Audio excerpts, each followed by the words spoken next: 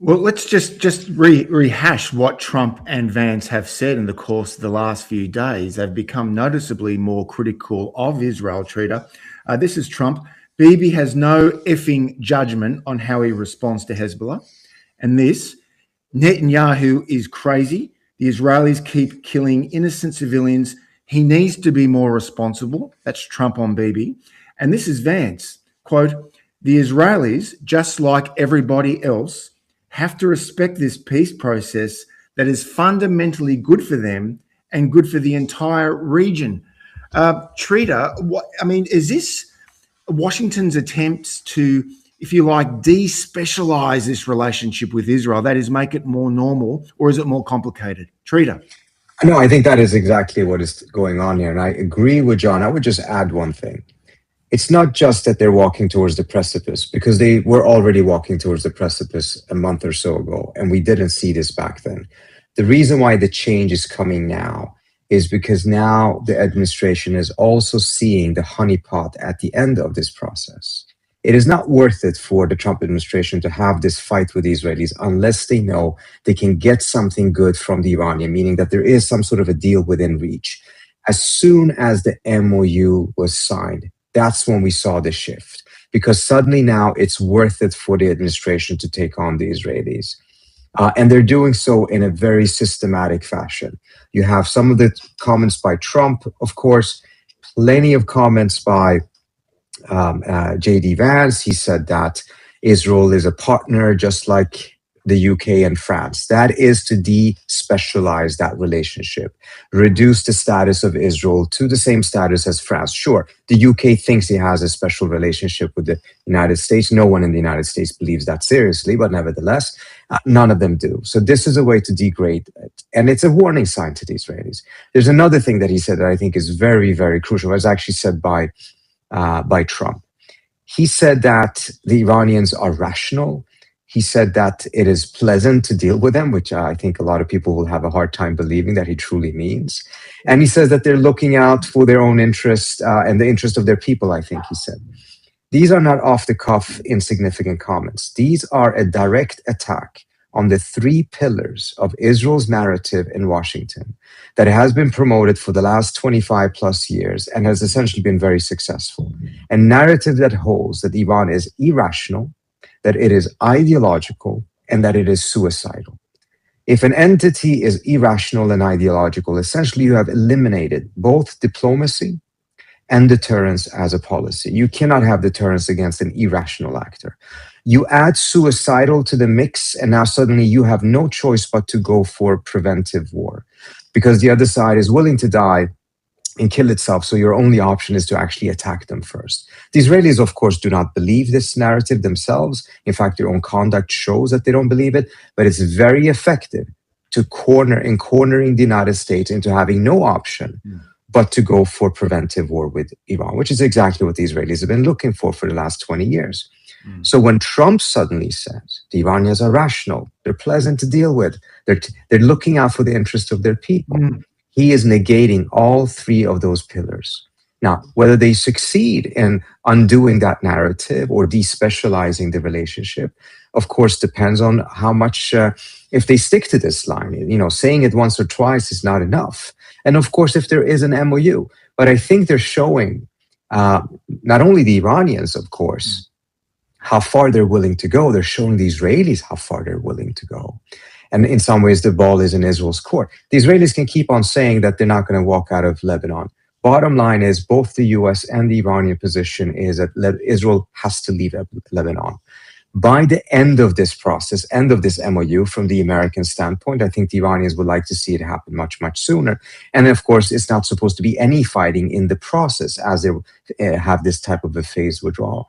If the Israelis do not abide by that, then obviously there's going to be challenges and problems. The Iranians, as we have seen, are willing to suspend the MOU, attack Israel, or potentially close the Strait of Hormuz or do other things. What is interesting, however, nothing they have done or said so far indicates that they would leave the MOU. It's just about putting some pressure in order to get the Israelis to abide by the terms rather than the Iranians just throwing the whole thing out the window.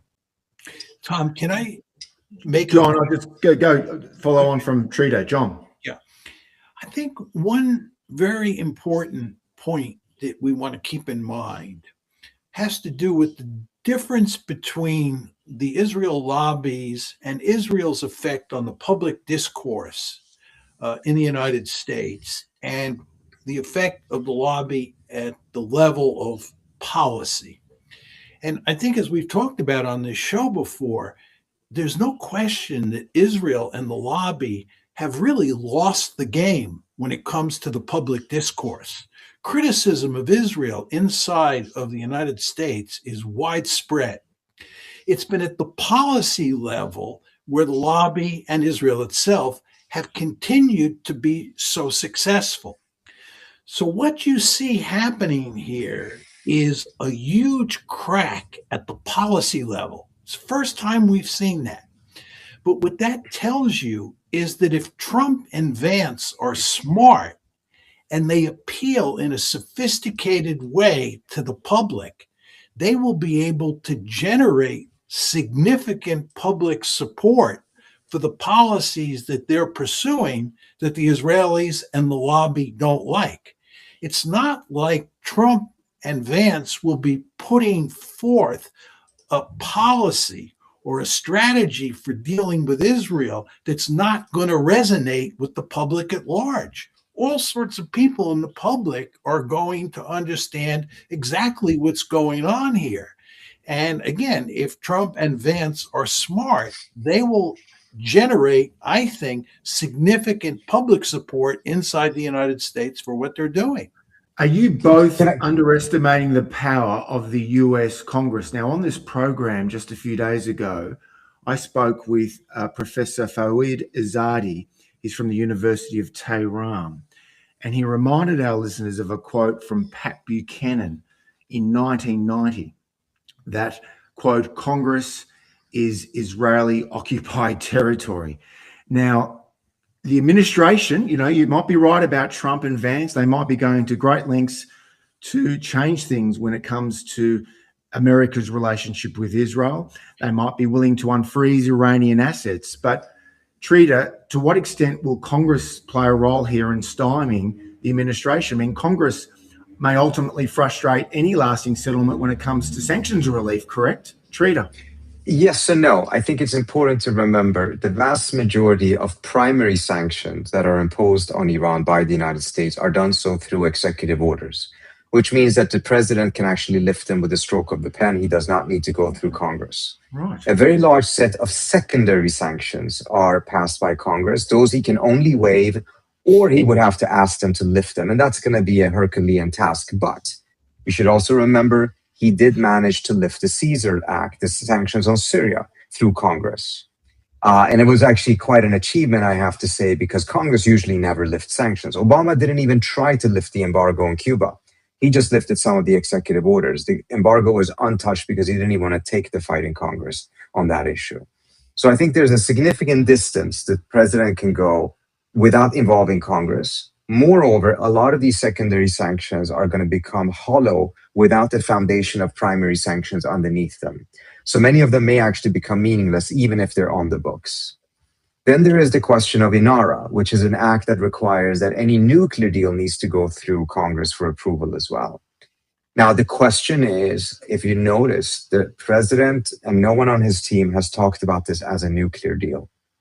It seems like they're going to be talking about this as a U.S. Iran deal that goes far beyond the nuclear deal. And that may be because they're looking at circumventing Congress on that issue as well and never having to take the fight to Congress and INARA because it's not a nuclear arrangement or agreement that is being passed here. I think ultimately Congress is going to have some say in all of this, but it's not necessarily as straightforward as people have thought. Another thing that I think is important, I just want to add to what John said. John is absolutely right. I think this is actually going to be very good for J.D. Vance. This is what is going to boost his chances for 2028 if he manages to get this through. He is on stage, he's looking presidential, he's actually speaking very reasonably about all of these different issues. Of course, if it goes down, he will probably go down with it, but this was his best bet at this point. It is much better to deal with this issue than to deal with Greenland and ICE issues in Minnesota. So I think this is actually quite a responsibility that he's been given. Usually, vice president don't get to do things like this oftentimes. But here's where Congress and the Democrats come in, because John is absolutely right. This will actually work very well with the American public that is sick and tired of how pro-Israeli interests have pushed the United States in all kinds of directions, particularly towards war. But now you have a lot of bad faith criticisms of this deal from Democrats as well, senior Democrats. Many of them have actually been playing a very good role in all of this earlier on, but are now coming with all kinds of different attacks because they just want to make sure that this is as costly as possible for administration. And, they're pointing out things that are correct, that obviously this is not a strategic victory for the United States, but at the same time, we do not know what the final deal is. We don't know the nuclear concessions the Iranians are going to give in the final deal because none of that has been specified. The MOU is just a framework. It is just setting the parameters of the talks. It's not setting the details. And you can't judge this ultimately without the details. And some of their criticism, by the way, are just flat out wrong, such as claiming that the US is going to... dishonest, that's what you're saying. They're intellectually dishonest, behaving exactly like the Republicans did in 2015, when they were, including Trump himself, throwing all kinds of dishonest attacks against this deal. What I worried about that is that they're going to try to essentially, that the net effect of this will be that it will make it less attractive to the American public, but also they may actually create such resistance within Washington that the deal fails. Well, guess what? If the deal fails, we're likely going to go back towards some sort of a military confrontation. And that war will not just be Trump's war. It will also be the Democrats' war because they helped make sure that the exit from that deal was destroyed. Interesting. John, what do you make of all that? I agree with what Trita said. I just want to come at it from a slightly different angle. In setting up the arrangements for this deal, the Iranians put the nuclear issue at the back end. The Americans wanted the nuclear issue up front.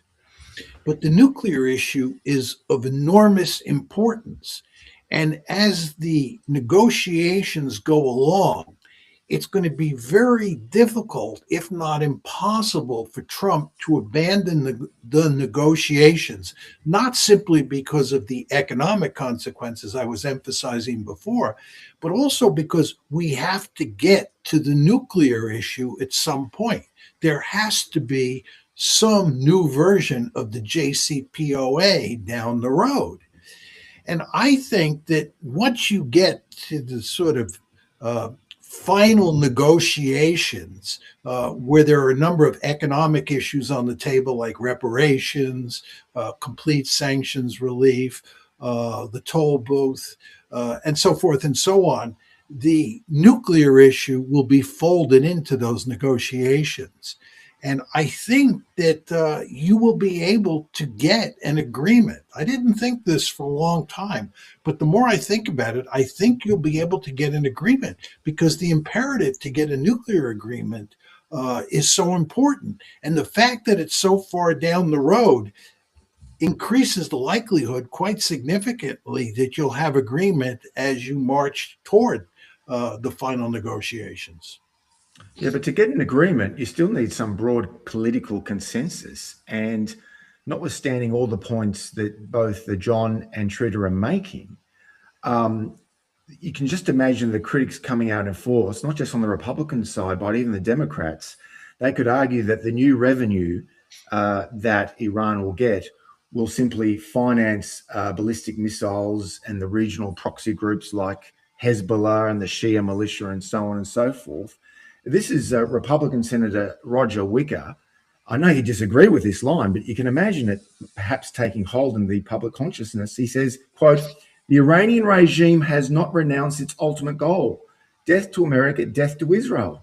The regime will invest every penny it receives to further that aim." Trita. It appears that the senator is not aware that the United States lost this war. This is part of the challenge in Washington, D.C., that a lot of people are talking as if this went really well. I have no idea which planet they're living on. I guess they're watching Fox News every day. But it's, this unrealistic, they all sound like Baghdad Bob at this point, making all kinds of demands of what needs to be achieved out of a war that actually really did not work out that well for the United States. That should never have been started. And again, I think they're they're not entirely unaware of it. I think they are doing so because they are under pressure from certain lobbies, etc., from the Israeli standpoint, and at the same time want to sound tough. But this is, this is not easy in any way, shape, or form. But again, I want to go back to something I said earlier on, because I don't think it's just that the president realized what a disaster this would be. There's a promise at the end of this that enables Trump to think he can turn this around and he can make it a win that will be part of his legacy. Because reality is, the Iranians who for a long time have resisted it are going for a deal that is much bigger than the JCPOA. And it could end up becoming a complete rapprochement. I think it's going to be very, very difficult to have that formally done, particularly since they're not very keen on giving that to Trump, mindful of what Trump has done. But I think there is greater awareness on the Iranian side. A small deal will not survive. The next president can uproot it because it's just not costly. It's cheap to undo it. But if you manage to get American companies into Iran, if you anchor this through regional arrangements, such as this investment fund, this is a reconstruction fund. It's potentially going to be up to $300 billion. Well, the Iranians have already suffered $300 billion in damages plus in this war. This is partly driven, or mainly driven, frankly, by the regional states who have realized they cannot live under the American security umbrella. It is not particularly effective or reliable. They're going to have to find some other way to live next to Iran. And part of that is going to be economic interdependence between the Iranians and some of the GCC states as a buffer to prevent the likelihood of war, at least reduce it dramatically, similar to what the Europeans did after World War II with the Coal and Steel Union. So if you have a deal that is far deeper anchored in the region than the JCPOA was, if you have American companies going into Iran, which they didn't after the JCPOA, the survivability of that deal is much stronger. But on the other hand, it also then gives Trump the ability to brag that he did something that was much bigger than the JCPOA, that this is a win beyond what happened militarily, because Iran and America are no longer going to be enemies.